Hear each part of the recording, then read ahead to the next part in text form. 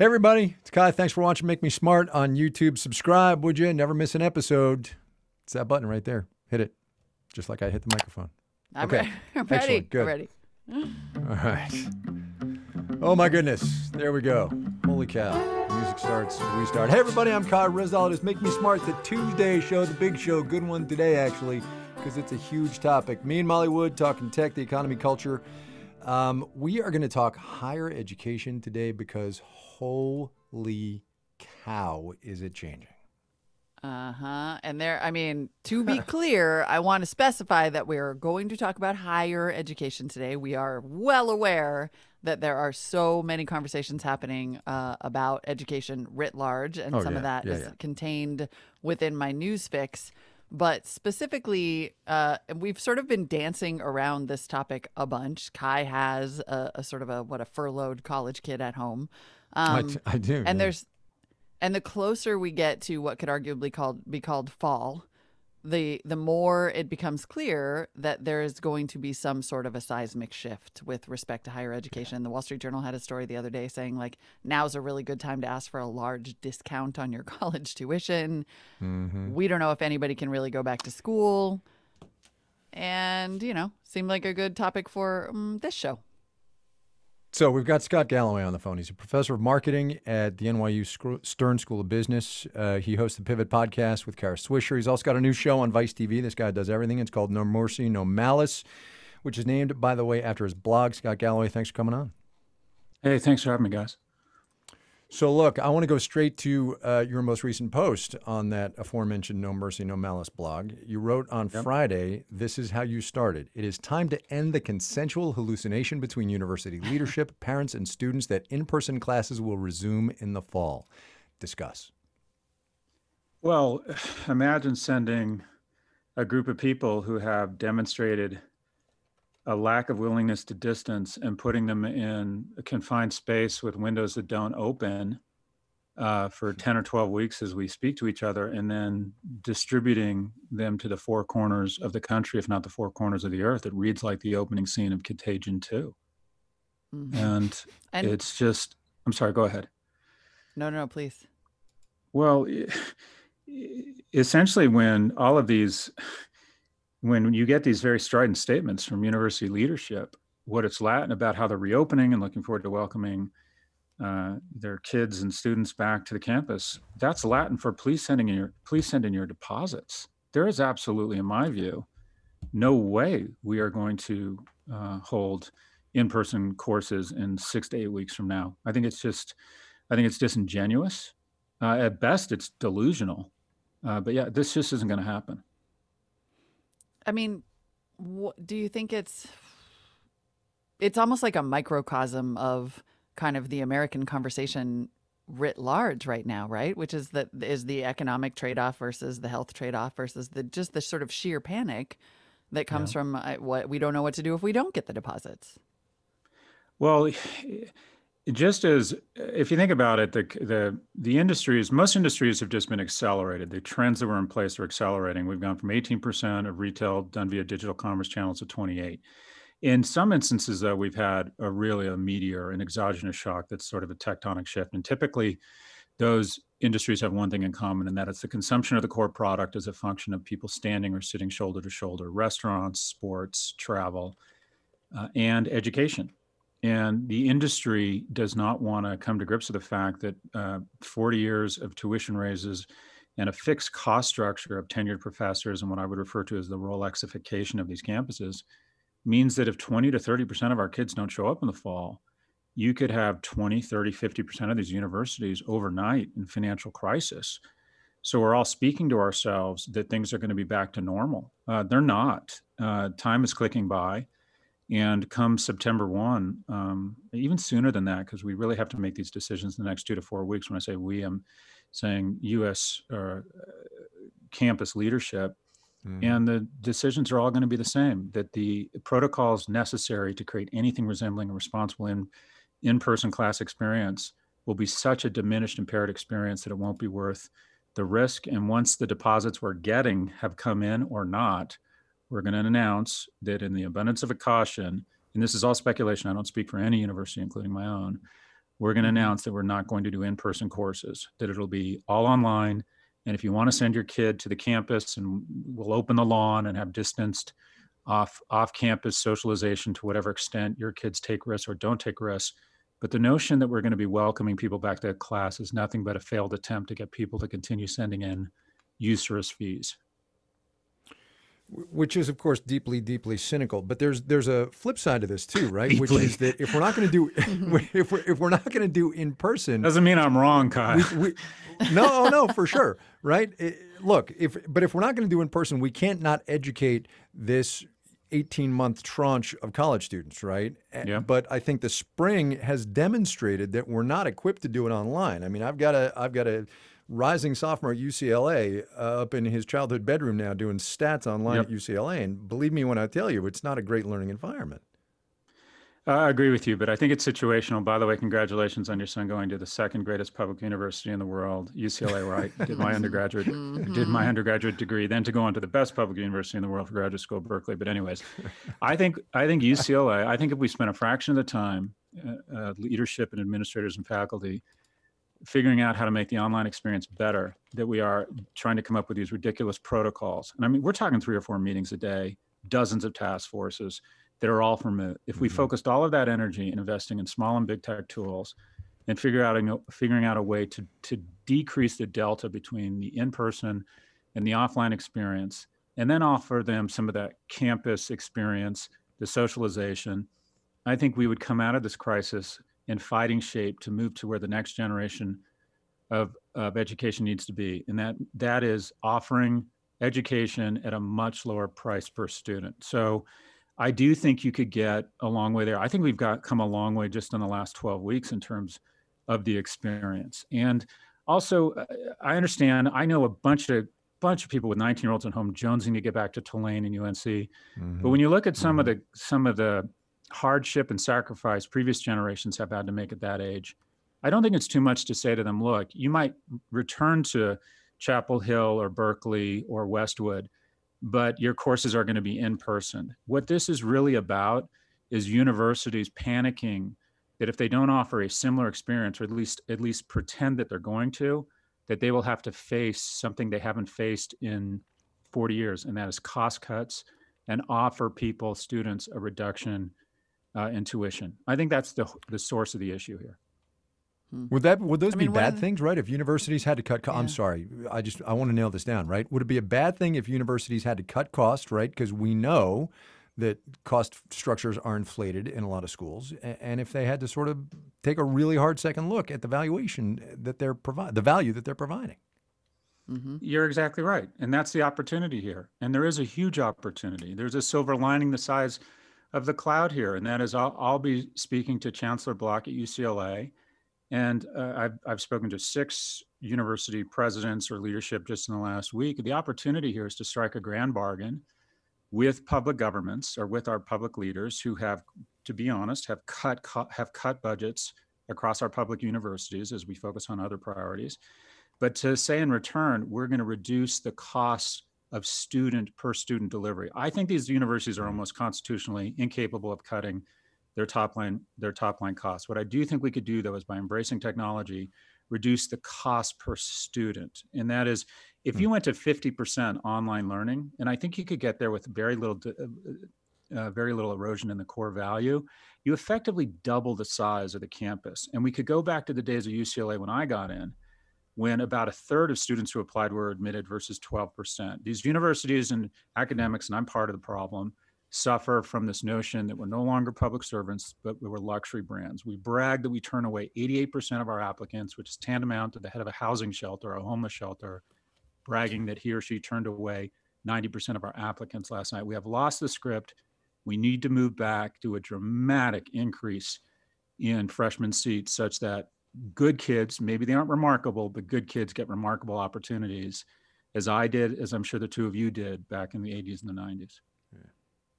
Talk to me more about this idea of the erosion of the core value, because that does seem to be an open question. I mean, it sounds like you're saying a lot of energy and resource could be expended creating an education experience that works online, but so far we haven't seen that. We haven't. And to be clear, 100% online, you're just not going to be able to replicate the magic of the lawn at UVA, of football games, of spilling into adulthood, of rowing crew, of getting your heart broken and developing some resilience. There are very few as safe and as joyous a place to grow up, if you will, and explore things that you didn't, curiosity and intellectual curiosity. Having said that, we should be able to offer that to more people without indebting their households to a greater level than credit card debt. We've layered $1.5 trillion of debt on American households because we've been, quite frankly, preying on the hopes and dreams of middle class households and a notion in America that you have to have a college degree, and what I would argue is the great casting. So would we ever get back with 100% online? No, but could we in fact offer a equivalent, maybe even a better experience where we take the 50% of learning that doesn't need to be in person and flip the classroom, do some of the rote teaching online with better tools, better technologies, and then save the in-person stuff for a discussion and Q&A and dramatically expand the freshman seats. Stanford's applications have tripled in the last 30 years, but they haven't increased their freshman class 1 seat because they are drunk on luxury. The Ivy Leagues combined will educate 64,000 students. Ohio State educates 55,000. We've lost the script. We're no longer public servants. We're luxury goods. We need to go back to the notion that good kids should have remarkable educations as opposed to just the children of rich people and freakishly remarkable 15 to 17-year-olds who have patents, captain their class team, and build wells in Africa. The majority of us at the age of 17 or 18 aren't remarkable. That's not the judge of a society, how much opportunity you give to remarkable kids. The judge of our society and our education system, in my view, is how many remarkable opportunities are given to average kids. So I think we can get there. I think we can get to a equivalent or even better experience, admittedly not with all online, but with, say, 50% that will dramatically reduce the costs and give us the opportunity to expand freshman seats. Let's talk about the institutions themselves and the ones that are going to survive. You have said the top 20 universities globally are going to become even stronger. 20 through 50 are going to be fine, but 50 to 1,000 are going to go out of business or become a shadow of themselves. What is it worth trying to reverse that? And if so, how? Yeah, MIT is fine. UCLA is fine. They're global brands. These are the strongest brands in the world. People say Apple's the strongest brand in the world. No, it's not. MIT and Harvard are the strongest brands in the world. Nobody pays $100 million to have their name on the side of a building on the corporate campus of Apple. So those universities, Harvard has stated, the head of admissions at Harvard has stated that he could double the size of his incoming freshman class without sacrificing inequality. And then the obvious question is, well, with $38 billion endowment, why wouldn't you? And so that's where we need to be. These universities, the top 50, can expand their enrollments dramatically. And I think the Ivies won't. I believe the Ivies are going to double down on exclusivity. Yeah. They're Dead Poet Society experience. They love the exclusivity. Yeah. They love being luxury brands. They're Hermes bags. They're not public servants. However, the opportunity among our public universities that educate 2/3 of the 11 million kids we're expecting to come back in the fall, the opportunity there, again, is a grand bargain. Let's increase the budgets for these schools, but demand that they deliver education at a lower cost per student and dramatically expand the size of the University of California, the University of Texas, Michigan, University of North Carolina. These are outstanding schools. There are outstanding students who don't get into these schools that should have the same opportunities that their parents had. But I think that the top 50 get stronger. We're seeing this across every industry. The strongest companies, the strongest 2 or 3 companies come out of the pandemic stronger. They consolidate the market. The culling of the herd, post the culling of the herd, the remaining elephants have more foliage to eat after the rains return. So you're going to see the biggest universities only garner, or the best brands only garner more and more strength. The high tuition, low brand tier 2 universities are going to have to go way into their waiting list when those top tier universities expand their freshman classes. They will be okay, but the tier 3 universities will reach into the waiting list, which they don't have. And they have cost structures that just don't afford the kind of decline in demand, the demand destruction they're going to register. So what I hear you saying, though, is you'll have elite schools that get more elite and continue to concentrate wealth. which sounds a little familiar as an American story. You will have mass destruction of a middle to lower class. And then you will hopefully have a bunch of government investment from states whose budgets have been totally destroyed and who always turn to higher education when they need to cut in order to keep those schools going. And what that actually sounds like is kind of a bad recipe, assuming that the investment is unlikely, that the grand bargain is the part that has to be accomplished. That sounds like a big hill to climb. I think that's a fair summary, and I think nothing's for free. But I'm under, after speaking to and working at a university for 18 years, I think cost cutting is almost just not in their DNA. I think they're sooner to go out of business than they are to acknowledge what have all these other industries been doing? They've been cutting costs. There hasn't been one conversation around a really open, honest conversation around cost cutting at universities. They're just assuming that everything's going to go back to normal, and it's not. But the opportunity, again, among public universities, because we are getting better at technology, will be to say to their local leaders and their citizens, look, there's an opportunity here. There's an opportunity to return to an age where we had 20, 30% of our applicants get in, where you didn't have to be remarkable, you just had to be strong. But it's going to require, there's no free lunch here. It's going to require the citizenry to elect officials that, the reason I'm here talking to you guys is through the generosity and vision of California taxpayers and the vision of the Regents of the University of California. And without that same commitment, we used to refer to the University of California as the jewel of California. We need to start thinking that way again. We need to start reaching into households with good, not necessarily great kids, and lifting them up, as opposed to bragging about how just insanely remarkable the 12% of our applicants who we let in are. But it's going to require a change in mindset among our elected officials. It's going to require sacrifice among my colleagues, that an overdue round of cost cutting where we hold ourselves more accountable, which quite frankly, I don't think we have been doing the last 40 years. But I think there's a big opportunity with technology here. A crisis is a terrible thing to waste. Let's not waste this crisis.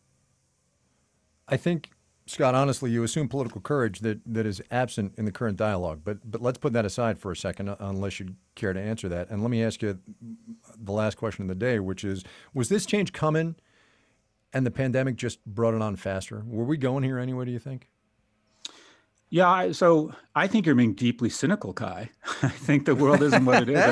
I think the world is what we make of it. I think Gavin Newsom is a good man. I think there's governors all over. I think Governor Cuomo is a good man. I think the man in the mirror, the woman in the mirror test, I think we as citizens are failing. I think we need to demand our leaders return to the same opportunity set for young people that we had around an ability to get a great education at a great public university.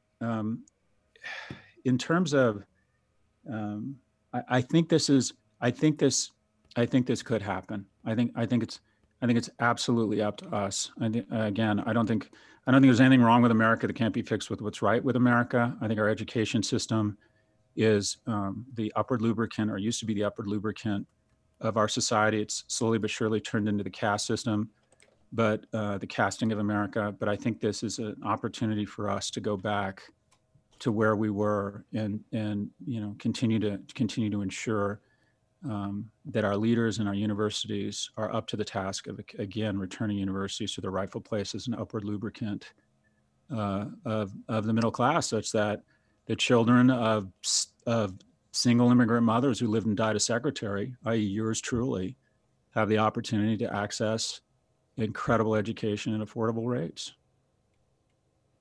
Scott Galloway is professor of marketing at the NYU Stern School of Business, just trying to burn down his office. Scott, thanks for the time. Thank you. Scott, thanks a lot. Really appreciate it. Yeah, interesting. I will say Erica Phillips in the Slack says, having attended a public university in another country, it is honestly grotesque, she says, how fancy U.S. universities are and how much money they clearly spend. Yeah. The comparison is sort of mind-blowing. Yeah, for sure. It's totally true. It's interesting, is compelling, is profound. It's also like there's such a long road for students before they even get to higher education, and so many budget conversations to be had about. Anyway, yeah, it's a lot. It's a lot. I like his optimism, though. Before we go into our break, send us your thoughts, your comments, especially those of you who might be returning students or professors. We want to hear your take on all this. Record yourself in a voice memo if you would, or feel free to email us. Send it to makemesmart@marketplace.org. We'll be right back.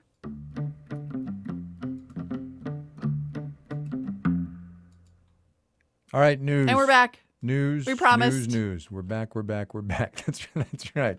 For us sitting here doing it, it takes just a second. All y'all have like 30 seconds or a minute. I don't know. No time at all. It's like, totally damn. like, we'll be right back. We're back. Oh, my goodness.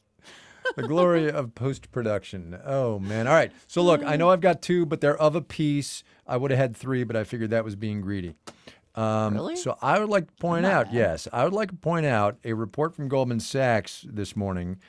They did a bunch of analysis on this economy and where it's going and the pandemic and all of that stuff.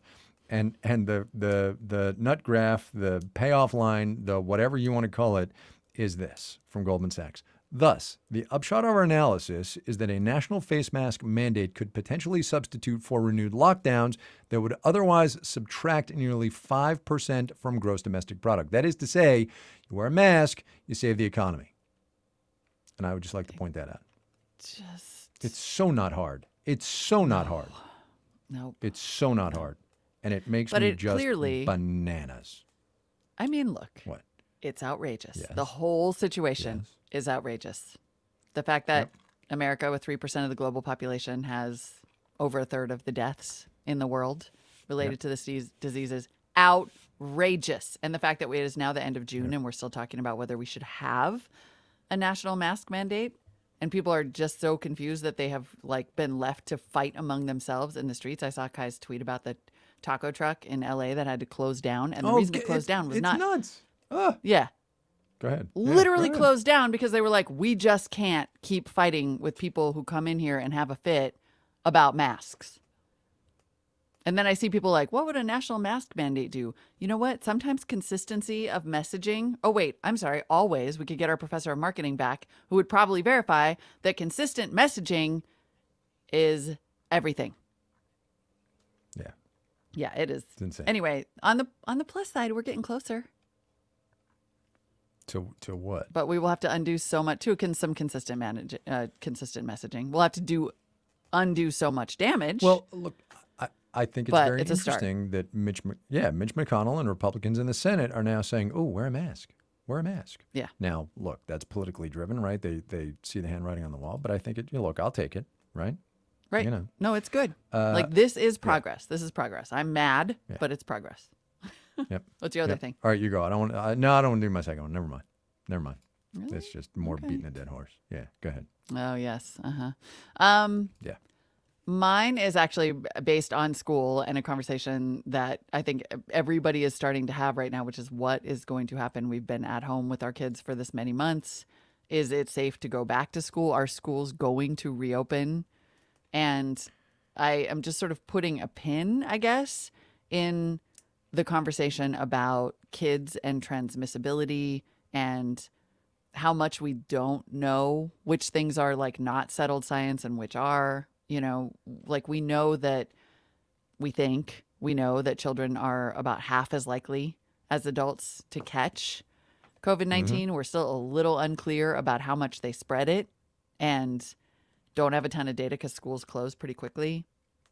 Some schools are reopening because in countries where there are low levels of infection, but like much to the point about university, in the university setting, it's sort of like clear that it's delusional. Because, again, these are also young adults who, I mean, I agree with Professor Galloway on that point. It's like, you're insane if you think that college kids are going to come and not be dumb, right? And socially distance and not go to the bars. And I mean, when you look drunk at the rates and of, all of that stuff, right? Yeah. Right, exactly. And making out constantly. Right. College is great. All right. But I think this question about, but I'm trying to go back to a simpler time in my mind for just a second. But this question about what is going to happen with younger kids and education, I think is like, that's a conversation that also states have to get real about because parents are, filled with a wild, angry hope or devastated if they've already heard otherwise, or the hybrid model or whatever. And this is an area where I feel like, I don't know, like from the science and policy and education perspective, we all need to get really real about talking about this, because the social impacts, Right. there's data that says like 47% of working moms might drop out of the workforce if kids can't go back to school. Like it's really real. It's not settled. It's a very thorny question with a lot of risk attached to it. But like, can we start putting some real attention to this? I understand that apparently Dr. Fauci is talking about this now in his Hill testimony, and I unfortunately don't know what he's saying because it's happening while we're recording. But this is, I don't know. This is the conversation, guys. So, yeah, It's on for the sure. floor. We're talking about, I have it right? That we're talking about the whole childcare thing in this pandemic next week? Yeah. Which will, of course. Oh, is that next week? Perfect. I think so. And that's, a huge part of that is people working from home when you've got kids who, are on online school, which is, anyway, whatever. Yeah. Okay. It's that's a big, the news. it's a big Moving deal on. for the economy, speaking of Yep. which. Yep. All right. That is enough for our news. As Kai just said, it is now your turn to talk. Hi, Kai and Molly. This is Brent in Detroit. This is Rebecca from Baltimore. It was great to hear comments on my question about GDPR. I wanted to put in my vote. I want to discuss a slightly different but maybe related thing. So Sam, while he was producing this episode that we're talking about now on higher education, he reached out to a buddy of his. His name is Scott Bremer. He's a professor of writing at the School of Visual Arts in New York and wanted his take on the whole remote learning situation. Here's what Scott sent us. When classes were moved online last semester, I felt a sense of loss. I felt badly for my students who had to say goodbye to their friends. Also, I realized how attached I had become to the rituals of teaching, like packing my briefcase, dressing in a fun but professional way for class, and wiping down the dry erase boards first thing in the morning. Anyone who teaches knows it's a performance. You're conscious of being the center of attention, at the front of a room full of students, imbibing their energies, trying to figure out what they've brought to class that day, emotionally and intellectually. This fall, I'm online again, and I'm honestly a little relieved to take a break from the complexities of the classroom. But I know something has been lost. School is about more than the transmission of knowledge. It's also about community, about the incidental encounters you have with peers, maybe in the hall between classes, or while the professor is trying to figure out how to turn on the projector. Moments like those will be missed, but I think it'll be okay. Come to think of it, I learned almost everything I know online. Yeah, as a great believer in routine and one who is sometimes unmoored without it, I totally get that. For sure. Yeah, the routine sure. thing. I think I was talking to a friend about school and at all the levels. I think I'm really this episode's making me really realize that I don't particularly have this like college fetish that many people do. Maybe I'm like, yeah, I don't know, it happened.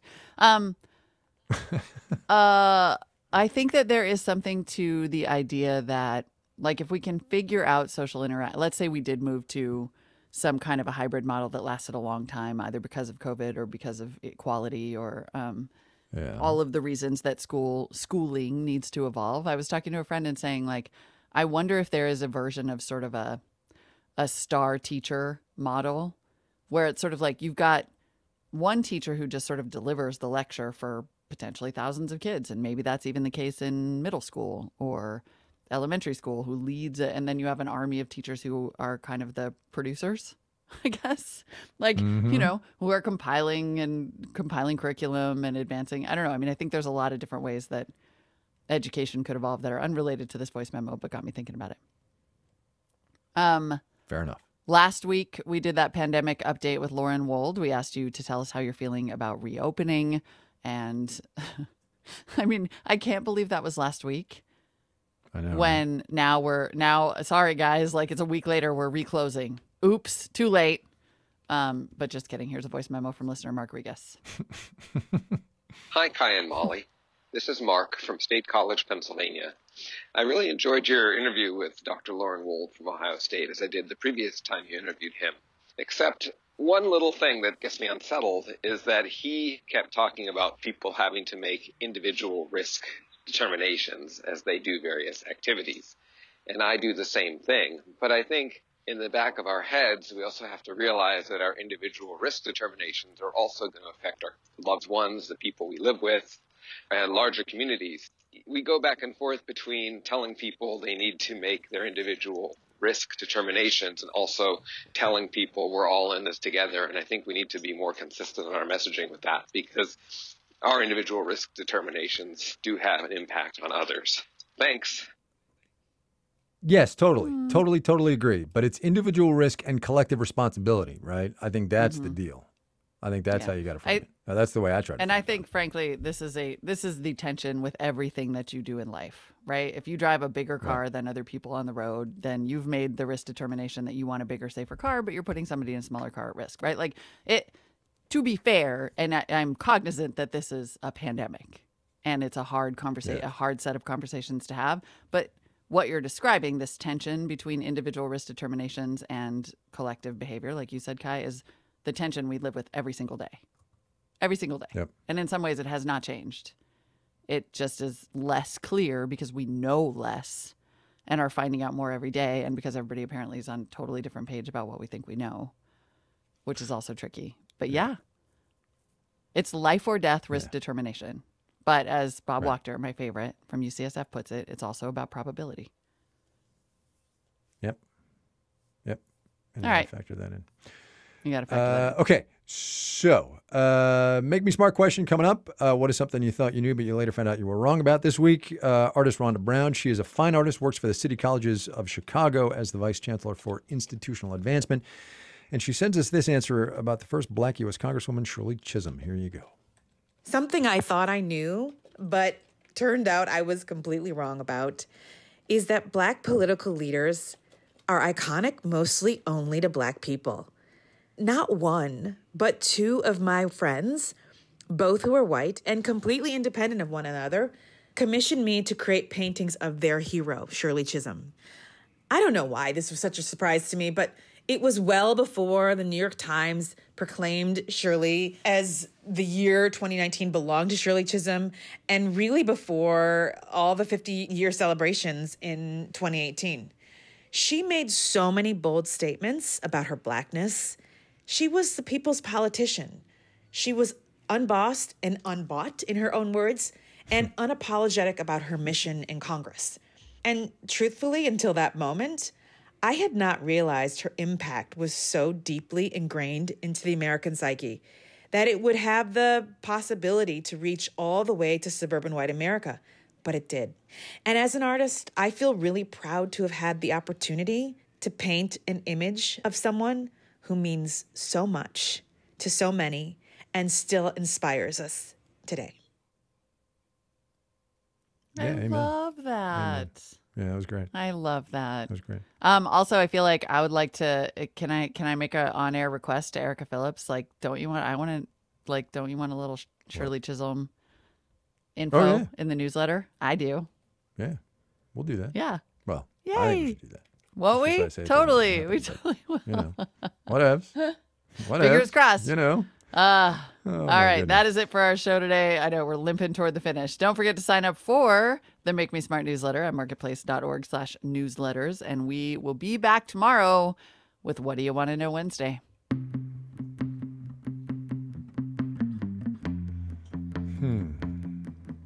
It is kind of humble when you think about it, this song. Make Me Smart has a lot of people who work on it, and that is true, and they are all great. But today, we got to say goodbye to our senior producer, Jody Becker. And it is a bummer. She is wise and calm and our mom. She's like the Make Me Smart mom. And she has steered this ship low these many months. And we are grateful, Jody. Thank you. Through pandemic and lockdown and all the stuff that is happening, she's kept this show on track. Daily, in point of fact. Daily. Kept it on the daily tracks. That's right. I was going to say. Right. Yeah, there she was. Like, I'll fill in on the show. I got you guys. Hey, Jody, do you mind doing this every day, though? We're going to do it daily and now. We're going to do it daily. And she didn't. She didn't mind. You Didn't rock, mind at Jody all. Becker. We will All miss the- you. And everybody else who works on the show, you know their names anyway. We'll get them tomorrow. Yeah. We'll get them tomorrow.